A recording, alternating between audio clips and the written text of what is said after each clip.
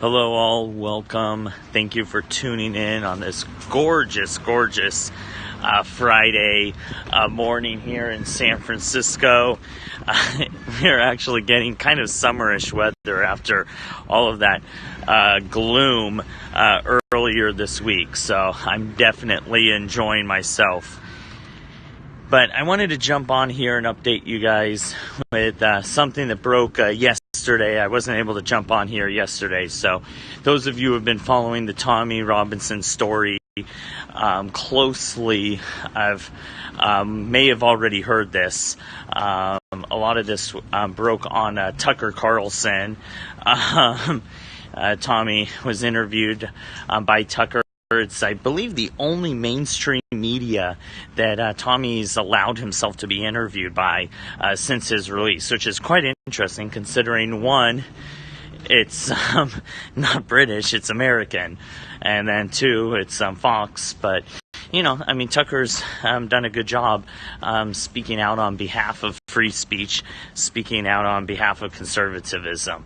So what happened was Tommy Robinson was put in a predominantly Muslim prison, and then they said, oh, well, we have to keep you in solitary for your own protection. I mean, that is ridiculous. As he said, they knew his threat assessment. They knew what the threats were before they transferred him to that prison. They knew that if they transferred him to that prison, they would have to put him in solitary. They could have left him in another prison where the threat level was not ridiculously high, so they would not have needed to put him into solitary. But they purposely picked a prison that he would be at huge threat for, so then they would have to put him in solitary, which takes a mental toll on someone. He lost 40 pounds. So we mentioned this in one of my previous broadcasts, that he had lost a lot of weight, someone pointed out. Well, 40 pounds is how much he lost. He was only fed a piece of fruit and a can of tuna a day. That's what he was given. I don't know about you, but, I would not be able to live on a can of tuna and a piece of fruit a day. I mean, he lost 40 pounds over the course of just a couple months. Can you imagine what would have happened to him if he had to serve his full 13-month sentence with a can of tuna and a piece of fruit a day? I mean, that is horrific. That is horrific. Absolutely horrific. Right, he had feces thrown on him and he was spit on constantly. Right. So they put him in, so first they put him in the Ron prison. So then they would have to put him into solitary. All of this is basically politically motivated, my friends. He was a political prisoner. They wanted to break him, okay? They wanted to put him in there for 13 months, and they wanted to break him so that he would never speak out again. That's the whole plot. They wanted to break him. They wanted him to die, actually, is my opinion. They wanted him to die, and if that didn't work, they wanted him to be absolutely broken so he would not speak out against Islam again, that he would not speak out against the threats that are facing the UK again, and that people would forget who he is. People would forget who he is. So they put him there on a ground level cell. Exactly, lost 40 pounds. We were just mentioning that, but they put him on a ground level cell. Again, they didn't have to put him on the ground level. They could have put him on a higher level of the prison where not every single prisoner had to pass by him. He was across from the prison mosque. It's a predominantly Muslim prison. So you have to understand, when you're in prison and you're Muslim, you go to mosque. You just do. I mean, even if you're not a faithful mosque goer, normally you go when you're in prison because you have nothing else better to do. That's why so many people become radicalized in prison. Because they have nothing better to do, and they're surrounded by the radicals who, get to them. So then he's right across from the mosque. So all of these jihadis who are there in prison, it's a maximum security prison. All of these jihadis, all of these hardened Muslim gang members pass by his cell on the way to prayers, and they throw feces at him through the window. They throw spit at him through the window. And there he is, trapped. Can't do anything. Just has to endure it. Has to take it for 2 months. That's torture, my friends. That's torture. They broke British law by putting him in solitary. They broke certain international human rights laws, he said. He was only given 30 minutes a day to come out of his cell. It's horrific. It's absolutely horrific what happened, my friends. Now I'm going to read your comments, and then I'm going to give a few comments of my own. Andrew, thank you for inviting people. Appreciate that. Also, Dawn. Looks like ahead Tamimi gained 250 pounds. Not quite, but she gained a lot of weight. So she's a Palestinian girl from a terrorist family who was in prison for attacking an Israeli soldier. She came out of prison gaining weight. There's a difference between the way Israelis treat their prisoners and the way Muslims treat their prisoners, and pretty much Tommy got Muslim justice.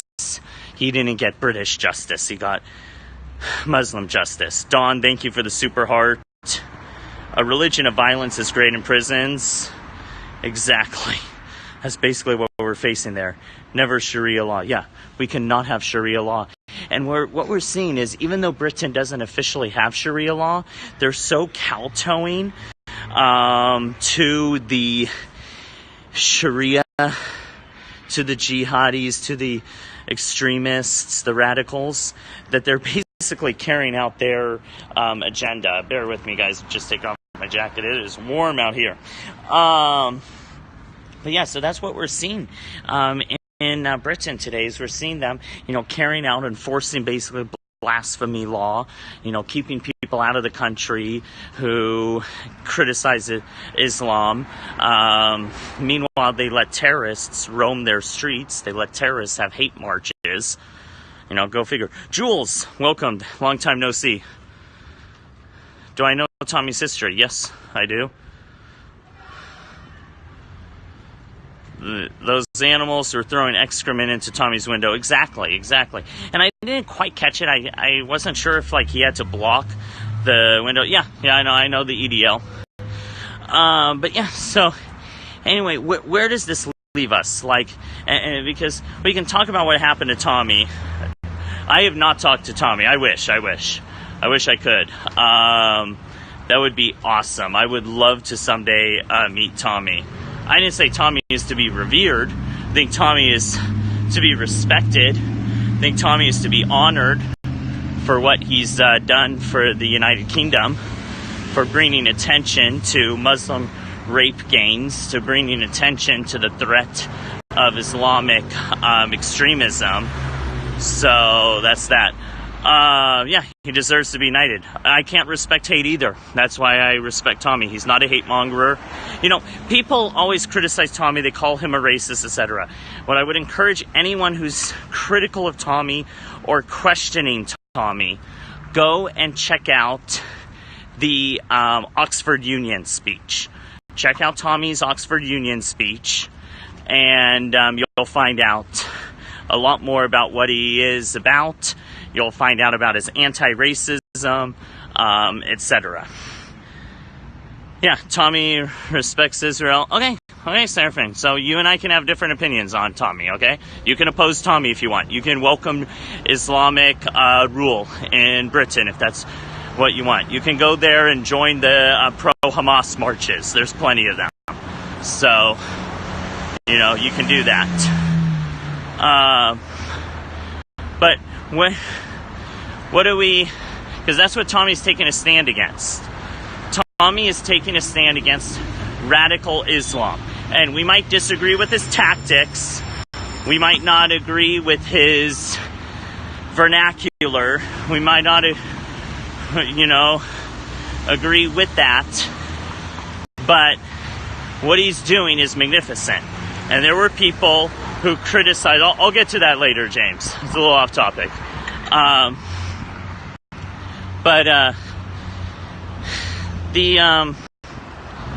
But we can disagree with that. But, every leader in any resistance movement has been reviled, People hated MLK, for example. And I'm not comparing Tommy to MLK. But people reviled MLK. And look at him now. Like, he's basically, deified, practically. We look at people, our founding fathers, they were criticized tremendously.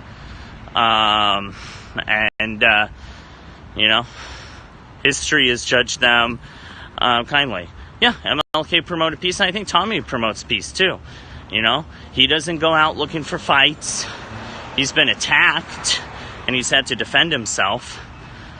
He's not afraid. He won't back down from a fight. He's not a non-resistor like MLK, but he's not looking for fights. But anyway, where do we go from here? One, we need to continue to talk about Tommy. We need to continue to talk about what he sustained in prison. We need to continue to put pressure on the British government to reform their broken legal system.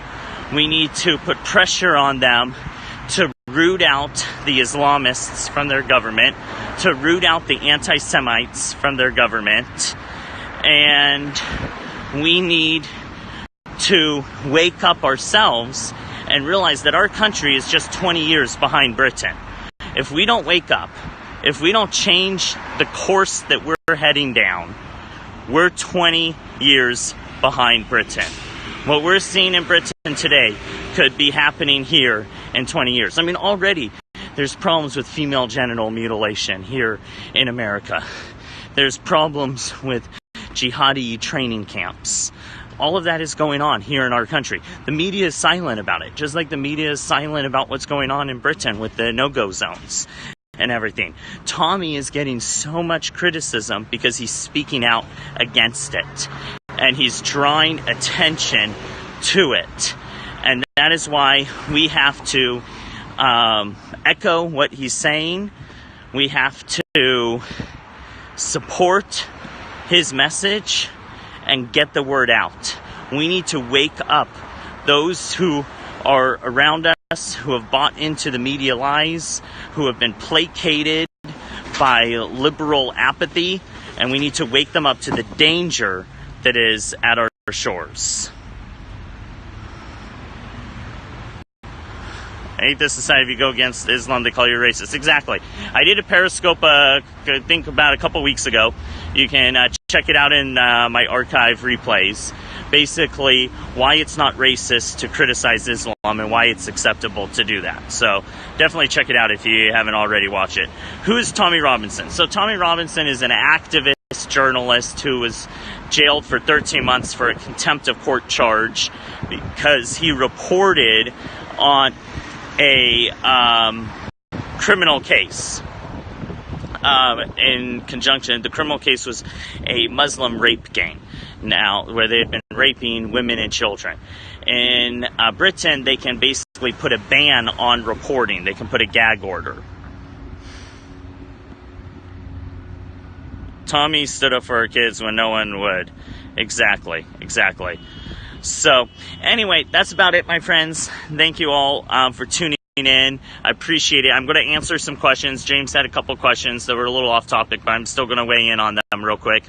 But follow me on here if you're not already following me. Connect with me on Twitter and Facebook as well. I will be jumping on here later this morning. I'm going to be Korean remains, or the remains of our soldiers being returned from North Korea, and the victory that is. I'm also going to be talking about false flag events being propagated on Facebook by foreign powers. So I'm going to be talking about that. Now, James had a question about Trump. Did Trump really say that we need ID to buy groceries? Yes, he said that, and I think what he meant was if you pay with a credit card at a lot of places, you have to show your ID. So that's what he was saying. Like, even at the grocery store, sometimes you have to show your ID. If you want to buy alcohol, you have to show ID, but you can't, you're not required to show ID when you vote.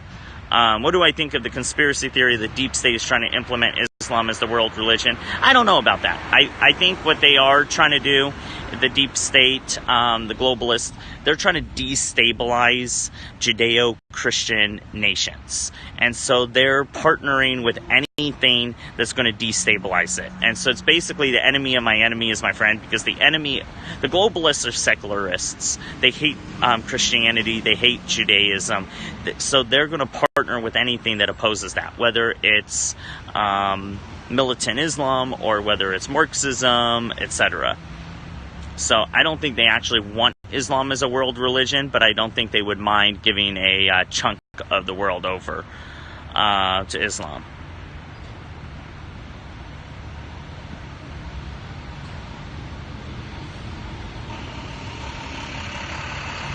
I hate this society, injustice going against issues, give criticism, they called me the bad guy. Exactly. Thank you, Seraphim, and that's why I always appreciate people who disagree. I follow people who I disagree with, because it challenges what I believe, and so that's good. No, Tommy Robinson is not bad. Check out his Oxford Union speech. It's about an hour, best hour you'll spend. You'll really get a good idea of what he's about. So someone basically thinks I'm a racist. They say the Bilderberg Consortium runs all the world's economic structures. Yeah, I mean, and all of that stuff, there's a kernel of truth to it, and then there's, an overblow where they basically overly sensationalize it. So you have to kind of get past the hype, get past some of the outer wrappings of the conspiracy theories and get down to the truth of it.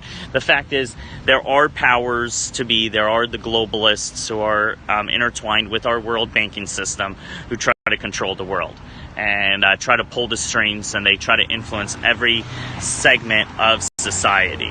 And we see that. So anyway, God bless all of you. Have a wonderful rest of your day, and I will jump on here again in about 30 minutes. So I'll see you then.